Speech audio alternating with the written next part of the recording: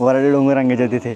हां, आम्ही आता काल रात्री आलो होतो की नाही, त्यामुळे आम्ही लवकर निघता आलं असतं. पण जसं दादा बोलला आपल्याला की तिकडे रविवारचा दिवस असल्यामुळे फार जास्त गर्दी असते. त्या गर्दीमध्ये आपल्याला काही वरती जायला मग ट्रॅफिक जाम त्या सगळ्या गोष्टी झालेल्या असतात. त्यामुळं त्यांचं होऊ देत, आपण ते जेवायला ज्यावेळेस नाश्ता पॉईंटला थांबतील त्यावेळेस आपण वरती जाऊ. सो असा प्लॅन आहे एकंदरीत आमचा.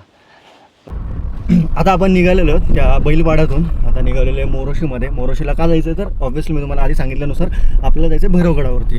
सो त्याचं ते जवळचं विलेज आहे, म्हणजे बेस्ट विलेज बोलू शकतो आपण. सो तिथे निघालेलो आहे. तुम्ही बघाल गाडीमध्ये आता आम्ही बसून तिथे जाणार आणि तिथून मग आपण ट्रेकिंग चालू करणार. सो आम्ही सकाळी जे म्हणत होते की नाही, तुम्ही बघाल किती गाड्या आलेल्या आहेत बघा इकडे. सगळ्या मोठ्या गाड्या आहेत, टू व्हीलर्स देखील आहेत. आणि मोरोशीला आज भरपूर गर्दी आहे आणि त्याचमुळं आम्ही थोडंसं लेट निघालो. म्हणजे